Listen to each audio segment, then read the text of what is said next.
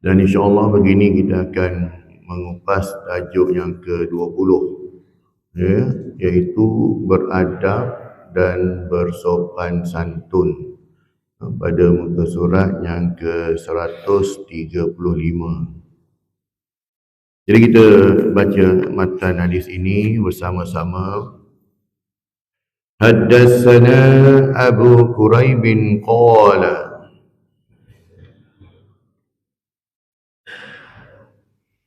Haddatsana Qabisah bin al-Laits al-Kufi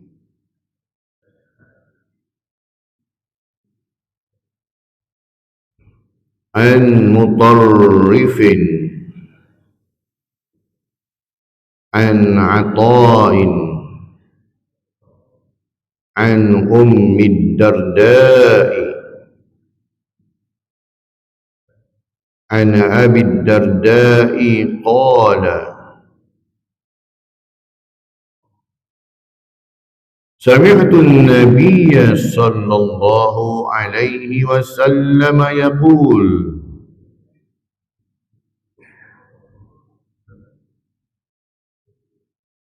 Ma min syai'in yudha'u fil mizani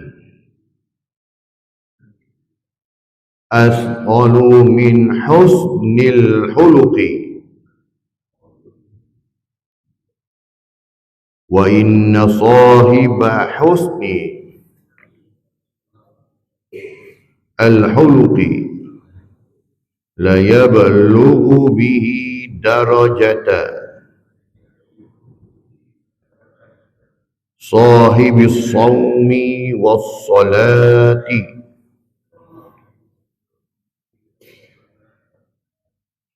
Rawahu At-Tirmizi. Maksudnya telah menceritakan kepada kami, Abu Quraib telah menceritakan kepada kami Qabisah bin al-Laits al-Kufi daripada Abu Qarib, daripada Atta, daripada Ummu Darda, daripada Abu Darda. Maksudnya Ummu Darda ni isteri kepada Abu Darda. Isteri dia ambil hadis ni pada suami dia lah, Abu Darda radhiyallahu anhuma. Dia berkata, Sami'atu, saya mendengar Rasulullah sallallahu alaihi wasallam bersabda, tidak ada yang lebih berat dalam timbangan ma asqalu fil mizani, ma min syai'in yudha'u fil mizani asqalu min husnil khuluq. Saya mendengar Rasulullah SAW bersabda, tidak ada yang lebih berat dalam timbangan daripada akhlak adab yang baik. Dan sesungguhnya orang yang berakhlak, yang beradab baik akan mencapai, ya, la yablughu bihi darajata, akan mencapai darjat orang yang sahibus saumi was salah, orang yang berpuasa dan solat. Pangai baik, pangai senonoh aja, ya, dia punya taraf tu, kedudukan dia menyamai orang yang berpuasa dan orang yang solat, ya. Hadis ini riwayat At-Tirmizi, hadis yang ke-2003. Hadisnya berstatus hadis sahih. Pengenalannya, adab berasal daripada perkataan Arab, iaitu adabun, yang memberi maksud perilaku dan perbuatan kebaikan, kesantunan, moral, sopan santun, kesusilaan serta kemanusiaan. Sementara tafsiran, skop dan perincian adab mungkin berbeza dalam kebudayaan yang berlainan. Kesamaan yang terdapat dalam tafsiran ini ialah penilaian kepribadian seseorang melalui kepatuhan terhadap beberapa konteks. Justru seorang itu menunjukkan adab dengan mempamerkan kelakuan dan kepandaian membuat pilihan yang betul. Ya, adab juga, ya, memberi makna tamadun lah. Tapi yang kita nak fokus ini ialah tentang adab, maksudnya akhlak. Beradab sama seperti sopan santun, yang mana dari segi bahasa ialah baik budi bahasanya serta dengan hormatnya, adat istiadat yang baik dan bersopan santun, berkelakuan atau berlaku sopan santun. Manakala dari segi istilahnya pula ialah cara seseorang berkelakuan dalam situasi tertentu, di mana tingkah laku, tutur kata, budi bahasa dan budi pekertinya halus dan bertamadun. Adab dalam Islam memiliki aturan dan syariat yang melibatkan semua aspek kehidupan. Orang Islam melihat adab perilaku ataupun perbuatan, contohnya seperti adab sopan, adab hormat menghormati, adab berpakaian, jilbab, hijab, niqab, tengok pada suasana, jilbab ini kan, niqab ni, adab dalam berkeluarga, adab ketika orang meninggal dunia, adab memberi salam, adab mendapati janji, adab mengucapkan selawat ke atas Nabi, nah selawatan Nabi pun ada adab dia, tidaklah terkinja-kinja tak, adab dan antara bukan mahram, adab menjalankan tugas dan lain-lain. Sebab adab ini meliputi aspek kehidupan lah. Bermula daripada kita bangun tidur sampai kita tidur balik. Semua ni Rasulullah tunjukkan ada adabnya. Nak makan pun ada adab, nak berjalan pun ada adab. Rasulullah berjalan taklah menyeleweng, jalan seret tanah, zam macam budak-budak rap tu lah. Luzut seret tanah kan, tak macam tu. Rasulullah jalan pantas, tunduk jalan pantas. Jadi yang ikut sunnah Nabi ni orang Jepun lah, jalan cepat jalan laju. Maksud laju tu bukan berlari, tetapi pergerakan tu, bukanlah jogging juga. Jalan pantas. Sebab apa? Rasulullah tidak suka meleweh-leweh macam kita duduk. Jadinya gitu, semuanya ada adab. Dalam bab istinja pun ada adab. Maksudnya Rasulullah tunjuk semua perlakuan, amalan kehidupan kita ni ditunjukkan oleh Nabi SAW. Ada adab dia. Jadi adab ni, bila mana kita ikut seperti mana yang Rasulullah lakukan, dapatlah kita pahala sunnah. Kita sunnah Nabi tu, cara berjalan, cara makan, bagaimana Nabi makan, bermula dengan yang dekat dulu, baru ambil yang jauh, tapi kita kadang-kadang sebab suka yang jauh dulu, sanggup bangun ambil, tangan dah macam bajak angkat balik, tak, padahal dekat, dia ambil mula dekat. Jadi gitu. Adab minum pun nama tuan-tuan lah. Minum dengan tangan kanan. Kalau tangan-tangan kita kotor, ada minyak lapikkan, pegang tangan kiri, lapik dengan tangan kanan. Ini semua orang, ada orang memang careless. Dan dia tak sedar dia ambil tangan kiri tak. Ini orang masjid ni kopiah atas kepala ni, minum tangan kiri. Padahal surah larang kita guna tangan kiri kan. Tapi kadang-kadang kita tak sedar tak. Sebab apa? Memanglah ni tangan biryani gam, tangan mana ni minyak kan. Ada berminyak lah dengan kari kambing dekat tangan. Jadi kita ambil kita tak sedar. Padahal kalau adabnya, kalau dah sini dah kotor, pegang tangan kiri, lapik lah. Lapik kan. Lapik dengan macam ni tak. Beradab. Nampak adab yang situ tak. Benda-benda sini macam ni. Sebab makan semua. Sebab tu yang Rasulullah tunjuk. Semua yang Rasulullah tunjukkan pada kita tak. Kita follow je. Jadi bila kita follow, ikut cara Nabi, minum cara Nabi, makan cara Nabi, dapatlah pahala sunnah di situ. Jadi pahala sunnah ni dia tak menyamai dengan pahala yang lain. Ikut sunnah Nabi SAW kan. Dalil daripada Al-Quran dan Al-Hadis, seperti mana firman Allah Subhanahu Wa Taala dalam suratul Ahzab ayat yang ke-21. A'udzubillahi minasyaitonir rajim. Laqad kana lakum fi Rasulillahi uswatun hasanah liman kana yarjullaha wal yawmal akhir wa dzakarallaha katsira. Maksudnya, demi sesungguhnya laqad kana adalah bagi kamu, kalau ikut terjemah sedikit, laqad kana telah ada pada diri Nabi itu demi sesungguhnya telah ada pada diri Rasulullah SAW itu contoh ikutan yang baik, yaitu bagi orang yang sentiasa mengharapkan, liman kana yarju Allah wa yaumal akhir, orang yang mengharapkan keredaan Allah dan balasan baik hari akhirat, serta dia pula menyebut dan mengingati Allah banyak-banyak dalam masa susah dan senang. Maksudnya ingatannya itu, hatinya itu sentiasa ingat pada Allah. Jadi di sini sebut zikir, maksud sini ialah wa zakarallah, tu ingat oleh apa? Ingat oleh hati, ya. Ingat oleh hati itu ingat pada Allah sentiasa dalam setiap keadaannya. Itu pertama, nak bagi itu kita bahawasanya pada diri Nabi itu memang dah ada contoh teladan yang baik yang kita boleh ikut, ya. Telah ada pada diri Nabi itu sejak baginda lahir sampailah baginda wafat. Sebab Nabi SAW ini dididik oleh Allah Ta'ala. Betul, Allah Ta'ala uji Nabi, ya, ketika baginda lahir, bapanya telah tiada. Nah, ketika usianya 5 tahun, ibunya pula tiada. Dibela pula oleh datuknya Abdul Muttalib. Masuk darjah 2, 8 tahun datuk dia pula meninggal dunia. Duduk pula dengan Abu Talib. Dengan Abu Talib ni pula anaknya pun ramai. Jadi tak sempat nak belek Nabi pun. Nabi pun faham, ya. Ambil inisiatif, ambil upah mengembala kambing, ya. Mengembala kambing darjah 2 kan.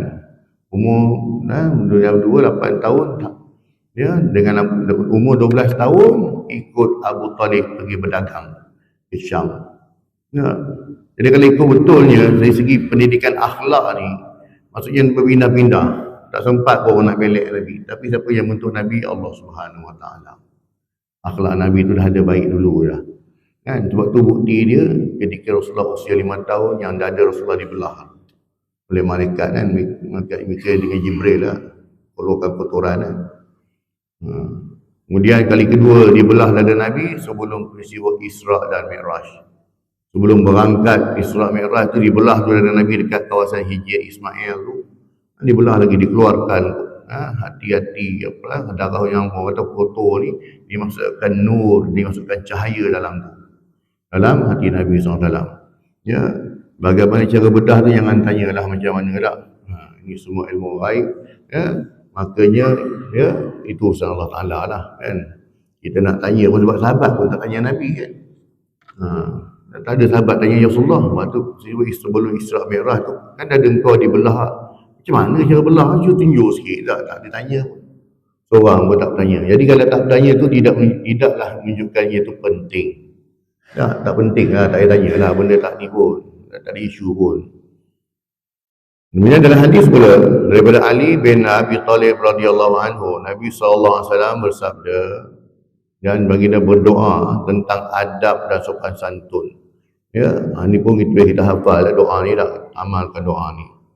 Allahumma hdini li ahsanil akhlaqi la yahdi ili ahsaniha illa anta wasrif anni sayyi'aha la yasrifu anni sayyi'aha illa anta. Maksudnya, ya Allah, tunjukilah padaku akhlak yang baik. Minta Allah Ta'ala tunjukkan kita akhlak yang baik. Ya, tidak ada yang dapat menunjukinya kecuali Engkau, dan palingkanlah, maksudnya jauhkanlah kejelekan akhlak dariku. Minta Allah Ta'ala jauhkan akhlak yang buruk dari kita. Tidak ada yang memalingkannya kecuali Engkau. Ya, tidak adalah memalingkan akhlak buruk dari kita kecuali Allah SWT yang menjauhkan kita daripada akhlak yang buruk. Akhlak dan adab yang buruk ini, tuan, dia melibatkan semua orang pun. Dia tak kira siapa. Orang alim cara orang alim lah, ya. Orang awam cara orang awam lah, ya. Kalau orang alim sama orang alim ni pula saling memperkecilkan pula, kan. Engkau tak betul, aku betul. Engkau punya manhaj tak betul, manhaj aku yang betul. Dan bergaduh situlah, kan. Masing-masing nak. Tapi kalau ambil konsep menghormati pandangan, menghormati perbezaan pandangan, tak apalah, masing-masing merendah diri lah. Tapi dalam bab menegakkan hujah dan juga perkara-perkara khilaf, masing-masing tegakkanlah, kan? Tapi kadang-kadang bila memperlekehkan, mengecilkan, ni orang alim macam orang alim ni. Jadi maksudnya adab ni dia dibagi semua orang lah. Janganlah kita tengok hanya orang awam saja kena betulkan akhlak. Orang alim tak payah betulkan akhlak tak. Lagi tinggi, darjat lagi tinggi ujiannya itu. Kan? Sebab tu orang Melayu kata apa, patah Melayu ibarat ikut resmi padi tak. Makin berisi dia, makin tunduk dia tu. Makin merendah diri dia, makin dia rasa tak ada apa-apa pun aku ni sebenarnya. Tak ada apa-apa pun. Sebenarnya aku tak ada apa-apa pun. Semua ni ilmu Allah saja. Yang ada pada kita ni ibaratnya seperti butiran pasir di laut. Kan? Kalau kita ada perasaan gitu tak adalah kita rasa kita ni hebat, bagus tak. Sebab tu semua ini semua talbisul iblis, perangkap dan tipu daya syaitan, iblis. Kan? Dia mana pernah orang kata apa, putus asa dalam menarik seramai mungkin anak-anak Adam alaihissalam, umat Rasulullah SAW ni untuk ikut dia masuk neraka. Dia akan tackle kita dalam setiap segenap kita tak. Kalau kita rajin semayang, bagaimana aku nak jadikan dengan semayang dia ni masuk neraka? Bagi ingat tuan, iblis punya perangai. Kalau dia rajin bersedekah, bagaimana cara aku nak tarik dia? Dengan bersedekah dia masuk neraka. Kita pernah terfikir ke macam tu? Tak. Kita faham orang yang minum arak, orang berjudi, orang berzina, bunuh orang masuk neraka. Itu mana confirm? Kan? Tapi kita tak pernah terfikir dengan sembahyang masuk neraka, dengan solat masuk neraka, dengan sedekah masuk neraka. Macam mana ni? Dengan memasukkan sifat ujub, riya, bongkar, takabur, sum'ah, ini semua ni menyebabkan ibadah kita jadi rosak. Seperti mana nasi yang ditaburkan pasir di dalamnya. Macam mana? Boleh makan lagi tak nasi tu? Tak ada apa dah. Boleh tengok je lah. Nak cuci pun tak boleh. Nak apa pun tak boleh dah. Itulah ibaratnya. Iblis, syaitan dalam bab nak merosakkan ibadah kita ni. Jadi dengan adanya adab, dapat menyelamatkan kita lah daripada rosaknya ibadah kita ni. Adanya adab. Kan? Adab orang menuntut ilmu macam mana, adab orang berharta macam mana tak? Jadi bagaimana cara dengan menyebabkan adab inilah menyelamatkan kita daripada tipu daya iblis syaitan tadi. Keterangannya, Islam amat menekankan berikan adab dalam kalangan umat manusia. Kerana dengan adab, seseorang mukmin akan menjadi manusia yang mempunyai ketinggian akhlak dan kepribadian diri. Sebab apa? Adab ni satu disiplin kita. Disiplin dan diri kita. Sebab tu selalu tunjuk tu jadinya sunnah tu. Kan? Adab makan, disiplin dalam bab makan, disiplin dalam bab jalan, adab itu. Para ilmuwan Islam terdahulu amat menekankan tentang pengajian adab sebelum mereka mempelajari ilmu. Sebab apa? Sebab adab itu ibarat bekas untuk kita menuang air di dalamnya. Kalau air itu bersih, tetapi kalau bekasnya kotor, kita boleh minum ke tak boleh minum dalam bekas itu? Walaupun air itu bersih. Tak? Kalau air itu kotor, benda itu bersih pun tak guna juga lah. Sama jugalah. Ilmu yang baik, dia nak turun pun ke atas bekasnya cantik. Bekas tu kita lah.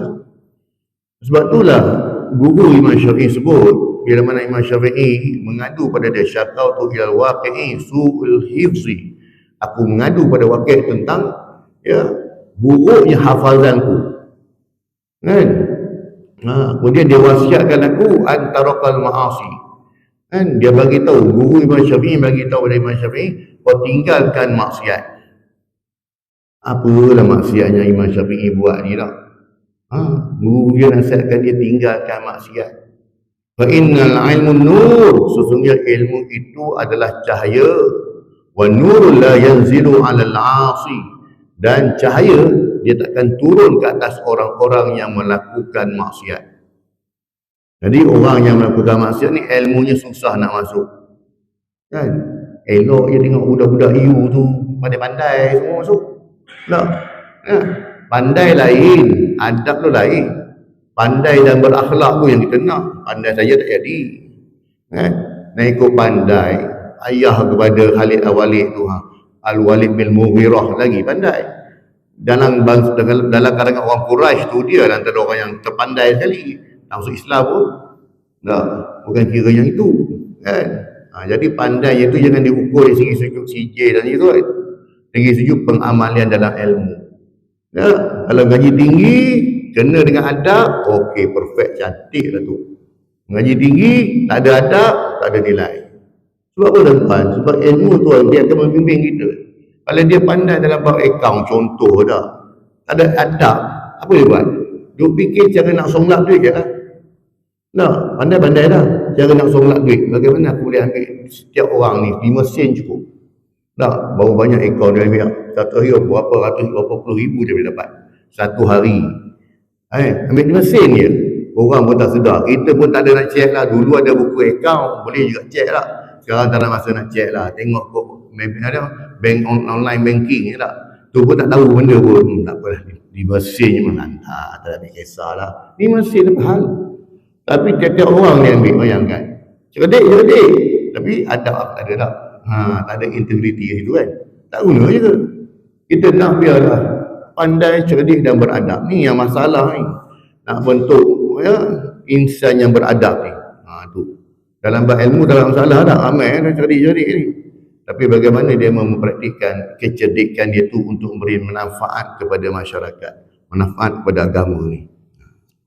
Jadikan amalan kita ibarat garam dan adab ibarat tepung. Agak-agak kita nak buat cokodok tu, kita guna garam lebih ke guna tepung lebih? Maksudnya apakah itu? Adab tu ibarat amalan kita tu ibarat garam sikit, tapi adab itu ibarat tepung tu yang banyak. Yakni berbanyakkanlah adab seperti perbandingan banyaknya tepung dan garam dalam satu adunan.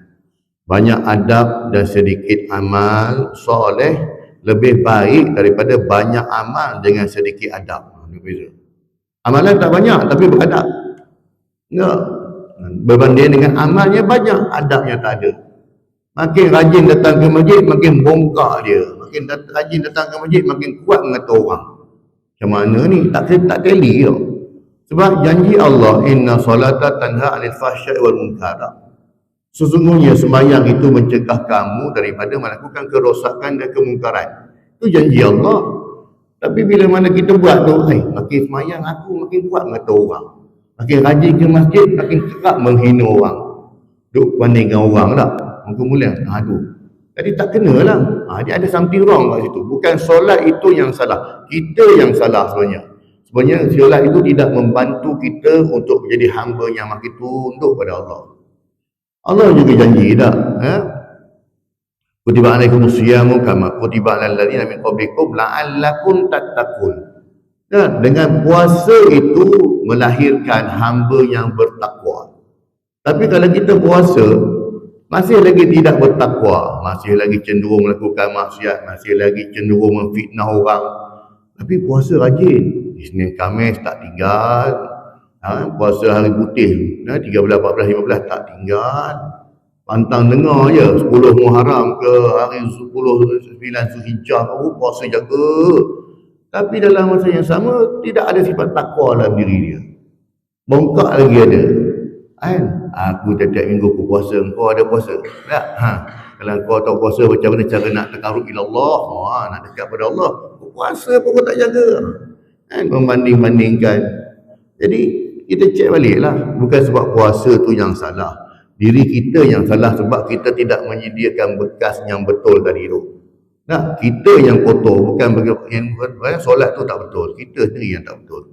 Jadi kena betulkan kat mana? Betulkan di hati. Betulkan di mana? Inna salati wa nusuki wa mahyaya wa mamati rabbil alamin. Betul kat situ. Sungguhnya solatku, ibadatku, hidupku dan matiku kerana Allah. Betulkan balik niat kita kerana Allah. Datang ke masjid kerana Allah, menuntut ilmu kerana Allah, berpuasa kerana Allah. Jadi kita betulkan kita punya alignment kita betul tu, insya-Allah hati kita menjurus betul. Tapi bila mana niat tu tak betul, tu yang datang. Orang kata apa? Benda-benda kacau-kacau ni datanglah. Riak, bongkak, ujub, dah kabur semua ni. Jadi demikianlah perumpamaan antara adab dengan amalan. Perbanyakkan adab. Walaupun amal tak banyak kan. Adab ialah perkara kedua yang baginda Nabi SAW tekankan selepas iman. Pentingnya adab ini sehingga setiap anak wajib menghormati ibu bapa. Setiap yang muda perlu membantu yang orang tua. Setiap mukmin memberi salam antara sesama, sama ada kenal atau tidak kenal. Ya, Rasulullah pernah sebut dalam hadis kiamat, kita dah baca dulu. Ya, akhir zaman ini orang hanya memberi salam kepada orang yang dia kenal. Maksudnya dia akan bagi salam, dia akan baik dengan geng dia sahaja.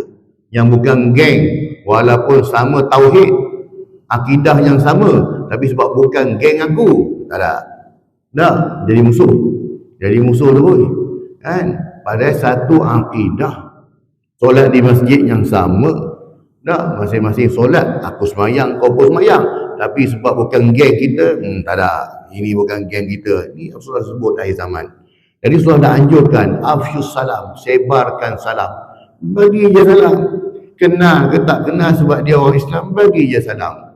Kita tak ada masalah di Malaysia sebab kita di Malaysia ni, ya, memang kita boleh kenal lah. Yang mana orang Islam, sebenarnya ya, boleh kenal lah. Secara usul boleh kenal. Kan? Tapi dalam Rasulullah susah nak kenal. Saya Abu Bakar Siddiq.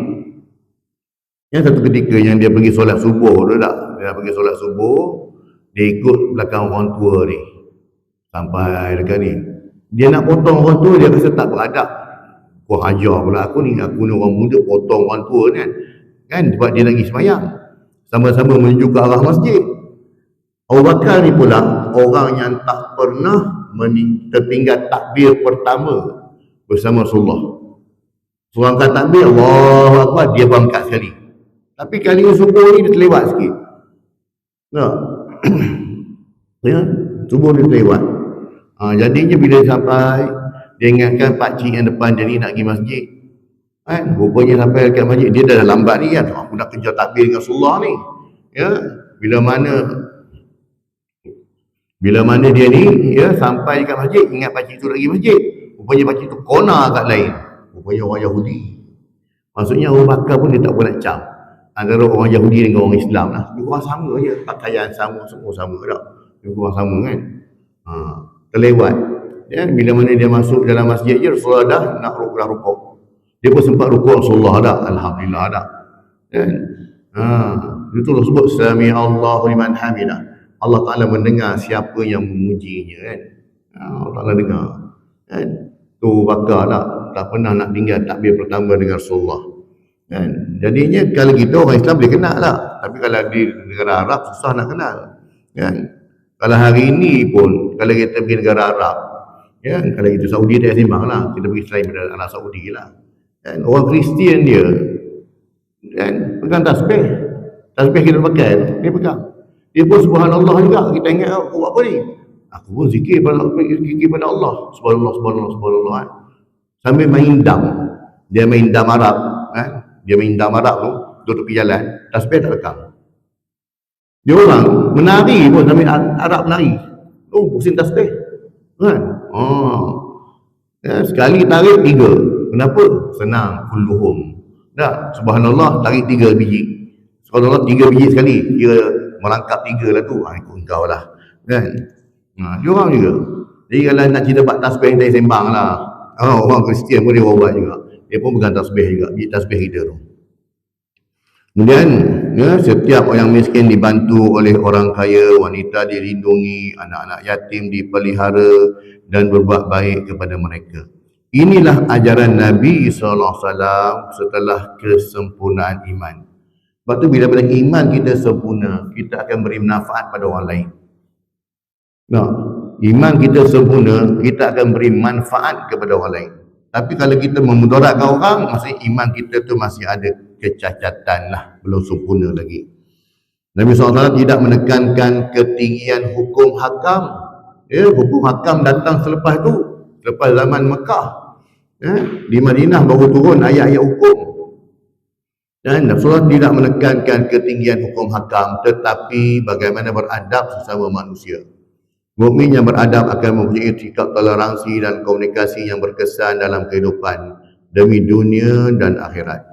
Dakwah dapat berjalan dengan sempurna dan mempunyai pembantunya, iaitu adab. Kan?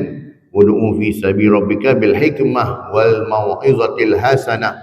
Hikmah tu apa? Kecerdikan, kebijaksanaan, adab itu. Kan? Hikmah sini fokus pada adab dia. Maksudnya yang menyampaikan dakwah, nak ajak orang buat baik, makanya ajak dengan hikmah, dengan bijaksana, dengan adab yang baik, adab yang betul. Sufyan Ats-Tsauri rahimahullah menyatakan bahawa para alim ulama terdahulu amat menitik beratkan soal adab, kerana adab ini ialah pelita yang menerangi hidup pencari ilmu. Adab juga penyuluh jalan kehidupan manusia, kerana tanpa adab, maka hilanglah keberkatan dalam mencari ilmu. Justru katanya, bagi seseorang yang mahu menulis sesuatu hadis Rasulullah SAW, hendaklah dia menjaga adab dan perbanyakkan beribadah kepada Allah SWT sebelum menulis sesuatu hadis, kata Sufyan Ats-Tsauri, antara ahli hadis ni. Dengan kata lain, para ilmuwan dan alim ulama terdahulu mengambil masa dan mempelajari tentang adab sekurang-kurangnya 20 tahun sebelum mempelajari tentang ilmu. Bila adab dah betul, senang ilmu nak masuk. Kan? Abdullah bin Mas'ud, kalau datang sahabat minta hadis daripada dia, sampaikan hadis pada aku, tak, dia masuk rumah dia. Ingatkan nak pergi mana dah, orang tanya, orang nak minta hadis, kau masuk rumah ni pasal? Rupanya dia mandi dulu. Dia dah mandi semua, dah bersihkan diri, baru dia keluar balik, duduk dengan sopan, baru dia sampaikan hadis Nabi SAW. Padahal nak cakap hadis Nabi pun tak. Kalau dia cakap je lah, apa masalahnya? Sambil-sambil potong pokok apa semua tak cakap. Orang ada akhir Rasulullah sebut je ni lah. Rasulullah bersih sebab dia nak sampaikan kalam Rasulullah. Sebab tu sahabat juga risau, takut-takut perkataan yang tidak menyamai seperti apa yang Rasulullah sebut kan. Jadi dia risau, takut-takut masuk tak sampai tu, dia bimbang. Sebab tu kadang-kadang ada sahabat yang tak berani nak menyampaikan. Sebab dia berbimbang, takut tak betul tidak aku cakap ni kan. Dia tak ada. Kebaikan adab menunjukkan ketinggian budi dan akhlak seorang mukmin. Apabila seorang itu beradab baik, sudah pasti akhlaknya juga turut baik. Justru adab bercakap, berbudi dan bermuamalah sesama manusia sangat penting dalam kehidupan. Bersifat timbang rasa ketika berhubungan sesama manusia merupakan adab yang dituntut dalam agama. Begitu juga dalam percakapan merupakan suatu budaya manusia yang melambangkan hati, sikap dan fikiran. Oleh itu, peliharalah tingkah laku, lidah dan ikutilah adab yang baik semasa bercakap atau berhubung dengan mukmin yang lain. Sungguh pun barangkali mereka itu bukan orang yang dikenali. Kalau ulama Hasan Al-Basri rahimahullah kata je, wahai anak Adam, sesungguhnya siang kamu adalah tetamu dalam kehidupan kamu. Justru berbuat baiklah dengan tetamumu. Kerana jika kamu berbuat baik dengannya, ia akan pergi dengan sentiasa memujimu. Tetapi jika kamu tidak berbuat baik kepadanya, ia akan pergi dengan mengecam kamu. Maksudnya adab. Kalau adab kita baik, akhlak kita baik, kita mati pun orang akan sebut kebaikan kita. Tetamu tu dah adab. Tapi kalau perangai kita tak baik, adab kita tak baik, tak, kita mati pun orang sebut juga tak. Ini arwah, dia tak sebut arwah pun. Ni dulu kalau dia ada lah kan. Kalau dia ada, dia tak berasa kita benda ni. Ni kalau dia ada, ni semua boleh ke dia lah ni. Kalau perangai tak baik pun dia sebut juga tak. Oleh itu, beradablah dengan waktu dalam hidup ini dan beradablah dengan Allah SWT setingginya. Agar dengan adab yang tinggi dalam menyantuni perintahnya, akhirnya menghasilkan natijah yang didambakan, iaitu menghuni syurga Allah SWT buat selama-lamanya. Adab bukan satu mata pelajaran, ya, tetapi ia adalah sebagaimana manusia. Ia adalah bagaimana manusia boleh berubah kepada tata cara hidup yang lebih baik. Apa yang dipelajari itu pengetahuan, dan yang lebih penting adab ialah sentiasa ingin dan berusaha melakukan sesuatu perkara dengan tata cara yang betul dan mendapat redha Allah SWT. Contohnya penekanan kepada adab berta'amul, ya, dengan Al-Quran. Bagaimana kita berkomunikasi, kita berurusan dengan Al-Quran. Seperti mana kita buat apa? Sebelum baca Quran, kita berwudu, membaca dengan penghayatan, meletakkan Quran itu di tempat yang tinggi, mengucup Al-Quran dan lain-lain, menandakan kesempurnaan iman pada diri seseorang. Kan? Kita kadang-kadang pegang Quran, macam kita bawa majalah gila-gila pula. Macam bawa majalah geli hati tak? Lamba yang macam tu bawa Quran ni. Quran bawah pada pinggang kita ni, letak macam tu. Kan? Okey, jangan kata Quran lah. Surah Yasin. Kadang kita tak sedar tak? Surah Yasin tu baca tiap malam Jumaat tu. Habis macam Sadaqallahul Azim. Surah Yasin tu letak mana? Letak atas kapet lah, depan kan. Tu ayat Quran kan. Sama tarahan kaki kita tak? Kalau kita nampak lah. Padahal tu ayat Quran tu. Letak ke lantai, letak lah tu. Tak? Ya? Jadi kita yang dah faham ni, lepas ni ubah lah. Ya? Paling kurang kita angkat letak tempat tinggi. Kita pegang ke kan. Ataupun ni, letak tempat yang ni. Ya? Kalau surah Yasin kecil, letak lah, simpan lah tu. Ini letak atas lantai. Kita sebut lantai lah, kapet lah. Itu ayat Quran. Pada kita, masalah tak ada apa pun, tak ada masalah pada kita tak. Dari segi adabnya, kan? Beradab. Tu kata halusnya adab ni. Dalam menyantuni, menghormati Al-Quran, ayat Quran tu. Pada kita dah biasa buat, okey, tak rasa tak ada apa. Tapi sebenarnya kita tengok kalau orang tu betul cerita Quran, cakap, takkan kau buat ayat Quran macam ni? Tak. Kitab buku yang kita pegang ni pun kita letak tempat tinggi kan. Elok ada letak tempat tinggi kan. Sebagai adab hormat pada buku kan. Ini kan pula ayat Quran. Jadi dia melakukan adab tersebut tanpa dilihat dan diperhatikan oleh sesiapa. Dia melakukan kerana diajari dan mengenal isi kandungan Al-Quran yang dibaca dan ditadabbur makna olehnya. Ya, Quran ini bukan sekadar kita baca tapi kita tadabbur. Apa itu tadabbur? Kita menghayati maknanya. Kan? Sebab tu tuan-tuan, kadang-kadang kita jangan tertipu. Iblis ni, syaitan ni nak tipu kita ni macam-macam. Kalau dia tahu kita suka baca Quran, dia suruh kita baca Quran je lah. Tanpa kita mentadabbur maknanya.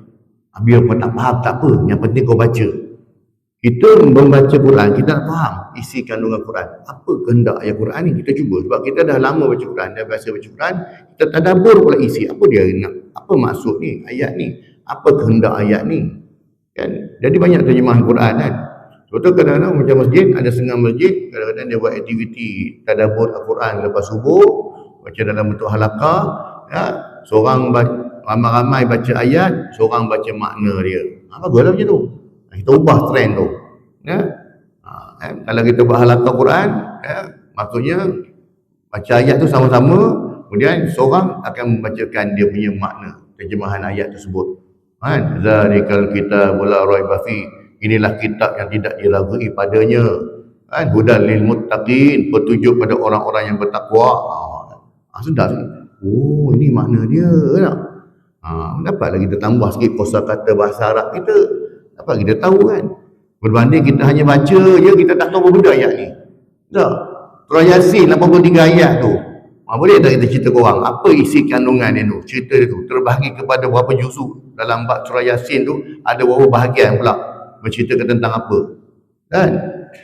Sampai dalam bab orang kata bab sains pun ada cerita dalam surah Yasin tu pun ada dah. Dan tu pun ada. Punya banyak ilmu boleh dapat daripada surah Yasin. Tapi yang kita baca tiap minggu ni pun kita tak faham pun benda surah Yasin, baca je lah tak. Kan? Kalau kita tadabbur surah Yasin cukup lah. Macam-macam ilmu kita boleh dapat. Pengajaran hadis. Hadis akan menceritakan kepada kita tentang kelebihan orang yang mempunyai adab yang terpuji. Adab yang terpuji amatlah dituntut dalam Islam. Kelebihan orang yang memiliki adab sehingga boleh mengatasi darjat orang yang berpuasa dan solat malam, yang sembahyang malam. Antara cara-cara untuk mencapai adab, darjat adab yang terpuji, seperti yang dinyatakan dalam hadis ialah sebab darjat orang yang beradab tadi menyamai orang yang berpuasa dan orang yang solat. Maksudnya ibadah sunat lah. Puasa sunat dan juga solat sunat tadi. Yang pertamanya, orang yang beradab ni bersifat warak daripada melakukan perkara-perkara yang syubhat. Apa itu syubhat? Ragu-ragu antara halal dan haram. Ya? Halal dan haram. Orang Muslim mestilah menjauhkan dirinya dari segala perkara yang dilarang oleh Allah SWT dan juga perkara-perkara yang samar-samar di antara halal dan haramnya, yakni syubhah, berdasarkan daripada hadis daripada Abu Abdullah An-Nu'man Ibnu Bashir radhiyallahu anhu berkata, aku telah mendengar Rasulullah sallallahu alaihi wasallam bersabda yang bermaksud, sesungguhnya yang halal itu nyata, terang, clear, dan haram itu nyata, terang. Al-halal bayyin wa haram bayyin. Maksudnya yang halal itu jelas penghalalannya dan yang haram itu jelas pengharamannya. Dan di antaranya, di antara keduanya ada perkara-perkara yang kesamaran yang disebut sebagai syubhah. Kita ragu-ragu ni halal ke haram, halal ke haram, yang tidak diketahui oleh kebanyakan manusia.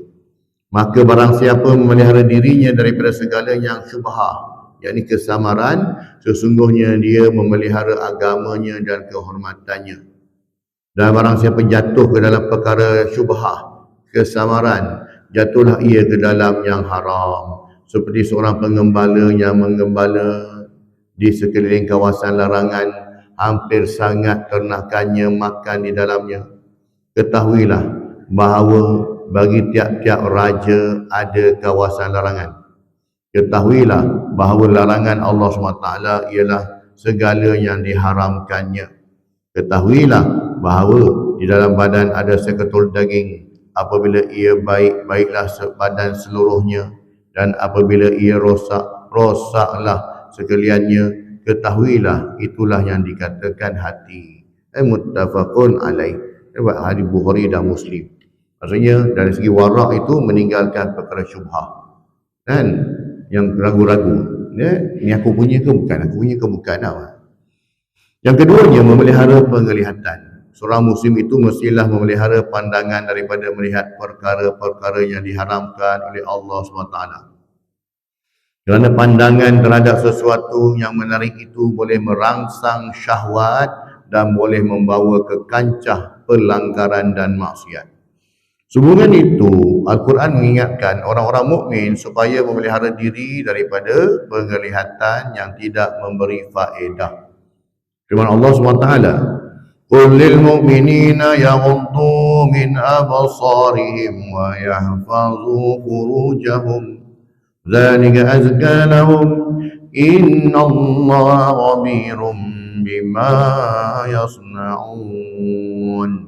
Maksudnya, katakanlah wahai Muhammad kepada orang-orang lelaki yang beriman supaya mereka menyekat pandangan mereka daripada memandang yang haram dan memelihara kehormatan mereka. Yang demikian itu lebih suci bagi mereka. Sesungguhnya Allah amat mendalam pengetahuannya tentang apa yang mereka kerjakan. Surah An-Nur ayat 30. Adab yang ketiga ialah memelihara lidah. Seorang muslim itu mestilah memelihara lidahnya daripada menuturkan kata-kata yang tidak berfaedah. Sembang kosong, sembang lawak, sembang yang tak ada kena-mengena dengan ilmu, tak berilmu pun. Ya, perbualan-perbualan yang buruk dan kotor. Cakap tu kerja nak carut je lah. Cakap tu kerja nak menghina je lah. Percakapan kosong, percakapan yang tak ada fakta, tidak bersandarkan kepada fakta. Mana kau dapat ni? Ada lah, mana cakap ada lah. Sama juga dengan amalan. Saya cakap, kalau amalan ni diturunkan, dia tak sebut amalan ini datang daripada Nabi, amalan ini datang daripada petunjuk Al-Quran, tak sebut. Dia akan sebut amalan ini datang daripada guru dia.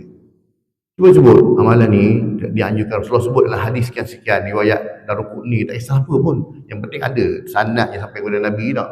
Sebab amalan yang dibuat langsung direct sampai kepada Nabi adalah ganjaran pahalanya, sunnahnya tu kan. Tapi siapa kalau orang buat amalan ibadah yang dikatakan ibadah, dia ingat pada Nabi, pada Nabi. Man amila amalan laisa minna fa huwa raddun. Barang siapa yang melakukan satu amalan yang bukan pada amalan kami, satu amalan kami, amalan Nabi SAW, maka tertolaklah amalan itu walaupun pada pandangan kita baik. Apa salah benda baik? Tak ada dia tak kira yang tu. Dia tak kira apa salahnya. Iaitu minna, iaitu pada Nabi SAW. Man amila amalan, maka siapa yang melakukan amalan yang bukan daripada kami. Kami itu Nabi SAW, bukan para sahabat. Nabi itu. Ya, sebab apa? Sahabat pun ikut cara Nabi SAW. Ya ke?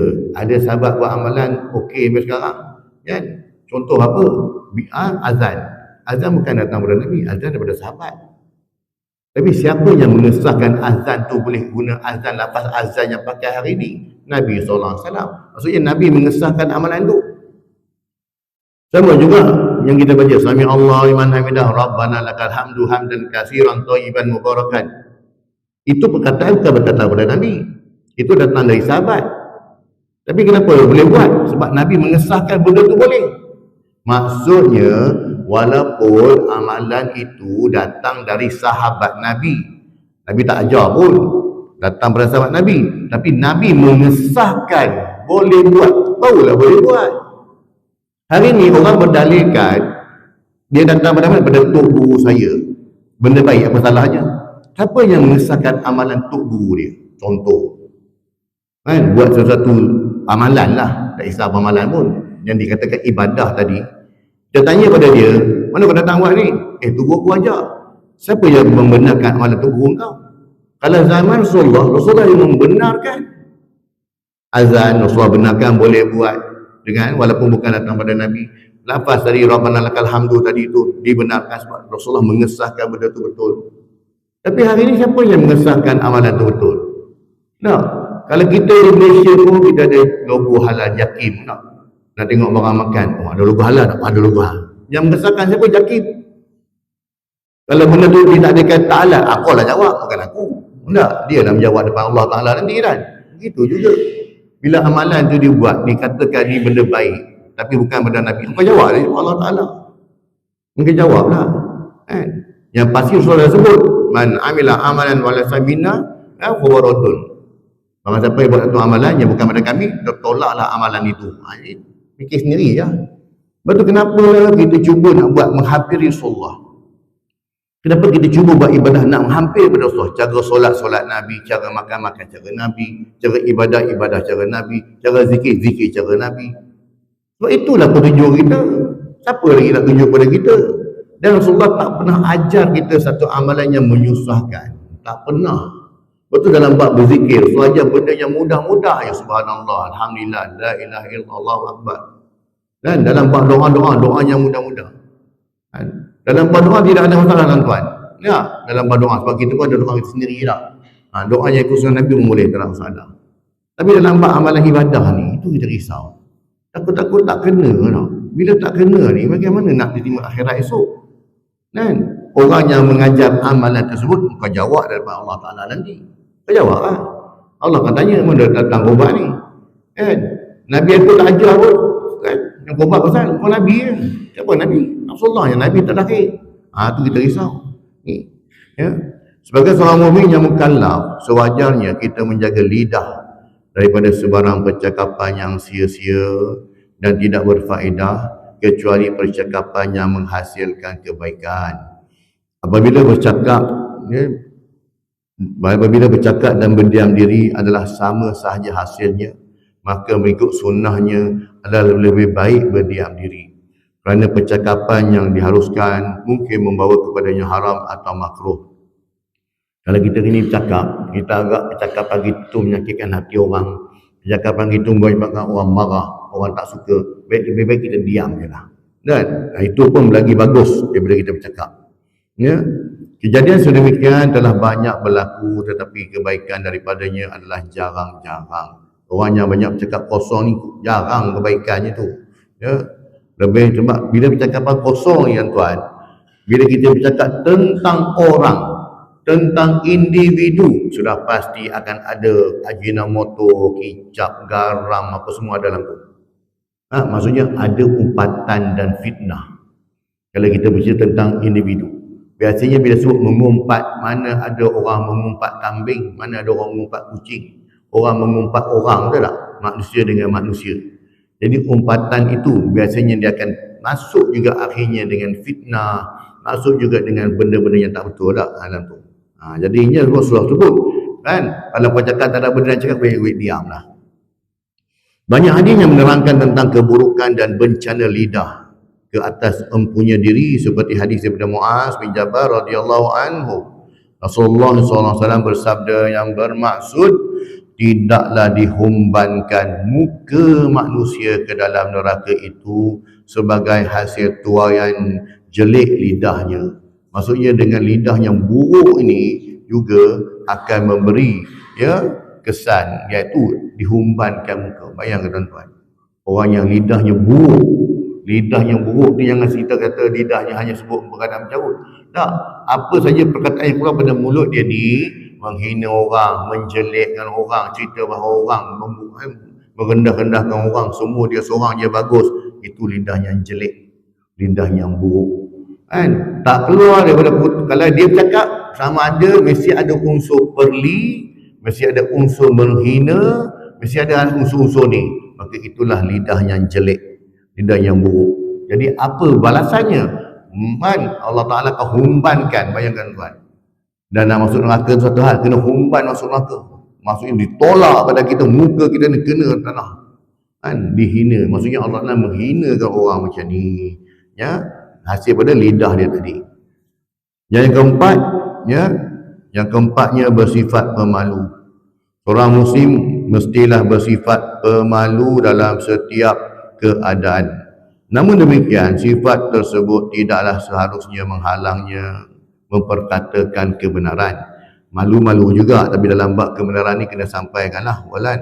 Di antara sifat malu seseorang ialah dia tidak masuk campur urusan orang lain, memelihara pandangan, merendah diri, tidak meninggikan suara ketika bercakap, berasa cukup serta memadai sekadar yang ada. Ini bersifat qanaah, kan? Berasa cukup serta memadai sekadar yang ada, dan sifat-sifat seumpamanya. Diceritakan bahawa Rasulullah SAW adalah seorang yang sangat pemalu, lebih pemalu daripada anak gadis yang berada di balik tabir. Rasulullah SAW bersabda yang bermaksud iman itu mempunyai 70 cabang atau 60 cabang. Maka yang paling utama ialah percakapan, ialah ucapan la ilaha illallah, tidak ada Tuhan yang sebenar melainkan Allah, dan yang paling rendah ialah menyingkirkan duri dari jalan.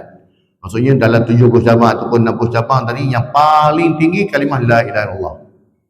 Dan yang paling rendah, Rasulullah letak satu indikator. Yang paling rendah membuang halangan, menyingkirkan duri di jalanan. Dan sifat malu tu dia ada di antara iman, cabang iman pertama hingga ke 70. Sifat malu ada kat situ. Dan sifat malu ialah satu cabang daripada iman, muttafaqun alaih. Yang kelimanya bersifat lemah lembut dan sabar. Di antara sifat-sifat yang paling ketara dan yang wajib tertanam dalam diri seorang Muslim ialah sifat sabar dan berlemah lembut. Kerana kerja-kerja untuk Islam akan berhadapan dengan perkara-perkara yang tidak menyenangkan. Malah jalan dakwah sememangnya penuh dengan kepayahan, penyiksaan, penindasan, tuduhan, ejekan dan persendaan yang memalukan. Ini Rasulullah hadap semua diri, tapi Rasulullah hadapi dengan sabar. Yang keenam, bersifat benar dan jujur. Seorang Muslim itu mestilah bersifat benar dan tidak bersifat berdusta. Berkata benar sekalipun kepada diri sendiri, kerana takut pada Allah SWT dan tidak takut kepada celaan orang. Sifat dusta ialah sifat yang paling jahat dan hina. Malahan ia menjadi pintu kepada tipu daya syaitan. Seorang yang memelihara dirinya dari kebiasaan berdusta berarti dia memiliki pertahanan dan benteng yang dapat menghalang dari was-was syaitan dan lontaran-lontarannya. Rasulullah SAW bersabda yang bermaksud, sesungguhnya sifat benar membawa kepada kebajikan dan sesungguhnya kebajikan itu membawa ke syurga. Seorang yang bersifat benar hingga dicatat di sisi Allah sebagai seorang yang benar, dan sesungguhnya sifat dusta itu membawa kepada kezaliman, kejahatan, dan kejahatan itu membawa ke neraka.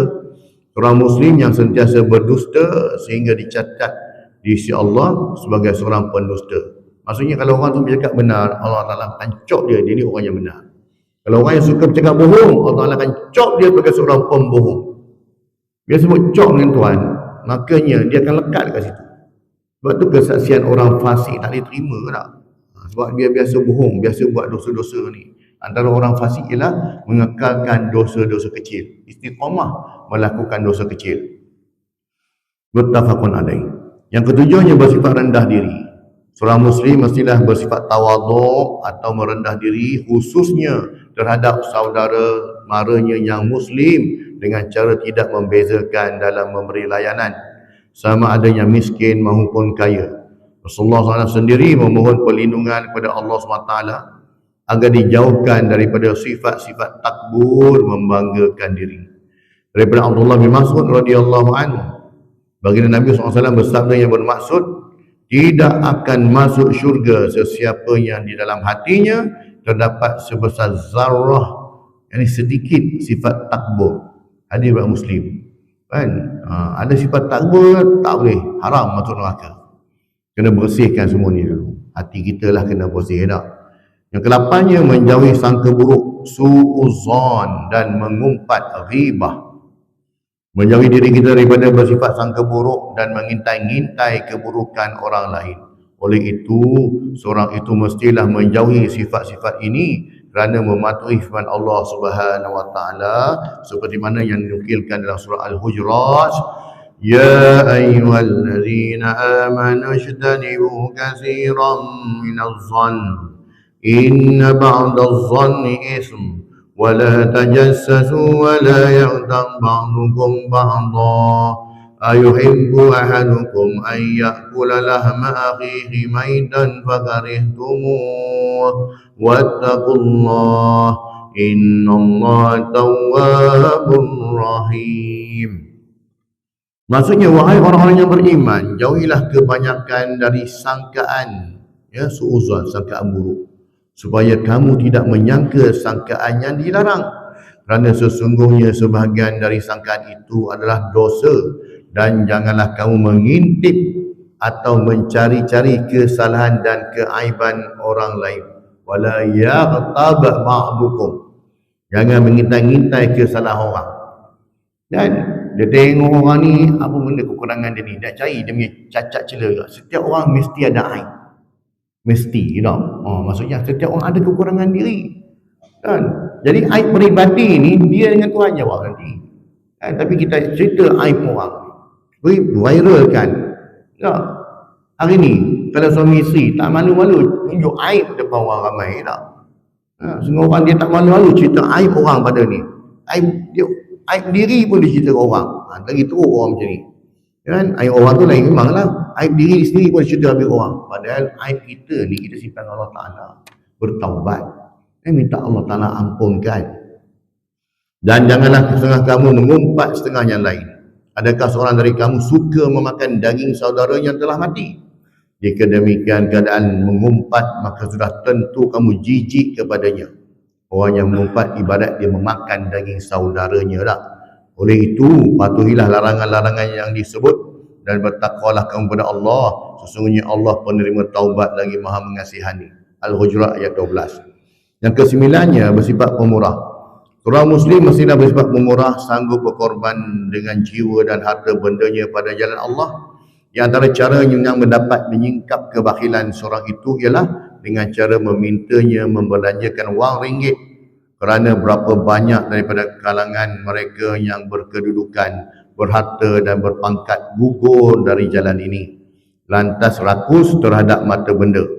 Sebelum waktu dia susah, dia minta, oh kalau Allah, kalau kau bagi kau kaya esok, senang nak tolong orang, senang-senang tak? Allah pun Ta'ala pun bagi dia lah kekayaan, harta benda. Dia dah kaya, dia lupa terus janji dia dengan Allah Ta'ala tak? Seperti mana Qarun, ya. Di dalam Al-Quran tersendiri terdapat berpuluh-puluh ayat yang menjelaskan ciri-ciri keimanan yang dikaitkan dengan sifat pemurah.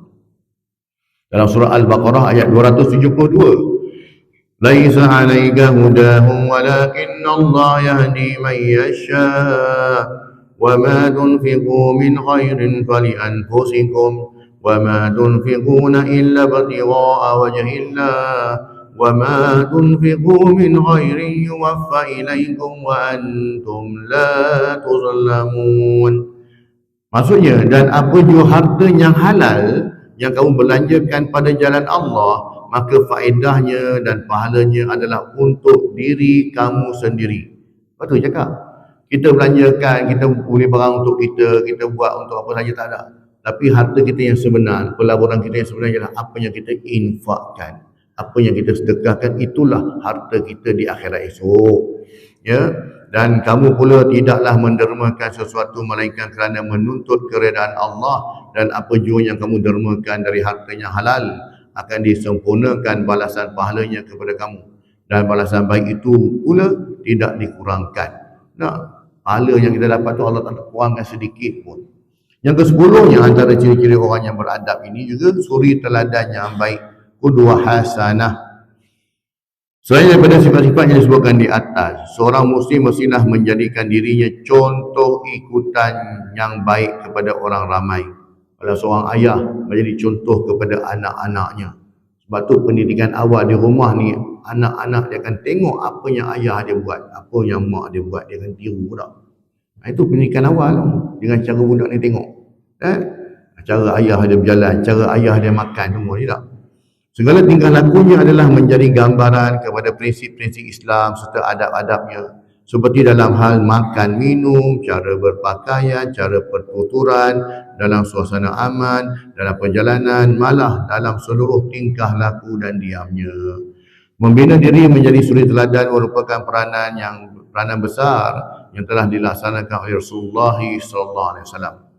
Firman Allah SWT seperti mana kita bacakan ayat tadi, laqad kana lakum fi rasulillahi uswatun hasanah liman kana yarjullaha wal yawmal akhir wa dzakarallaha katsira.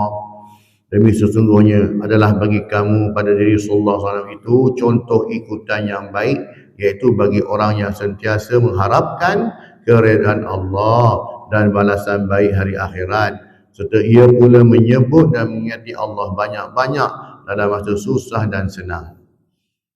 Surah Al-Ahzab ayat 21. Kesimpulannya, seandainya adab diabaikan, maka kita akan dapati banyak kerosakan akan berlaku dalam masyarakat. Masyarakat juga tidak akan bahagia apabila akhlak rosak, dan kebahagiaan itu bukan hanya bersifat luaran, tetapi ianya adalah dalaman, yakni rohani. Yang keduanya, adab dalam kehidupan manusia berada dalam kedudukan yang penting, sama ada sebagai individu maupun sebagai anggota masyarakat. Kerana jatuh bangunnya, berjaya atau hancurnya sesebuah bangsa dan masyarakat bergantung kepada adabnya.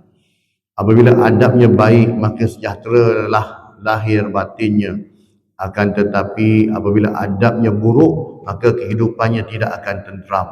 Sebab tu kenapa umat-umat terdahulu ni Allah Ta'ala binasakan mereka, kerana adabnya itu.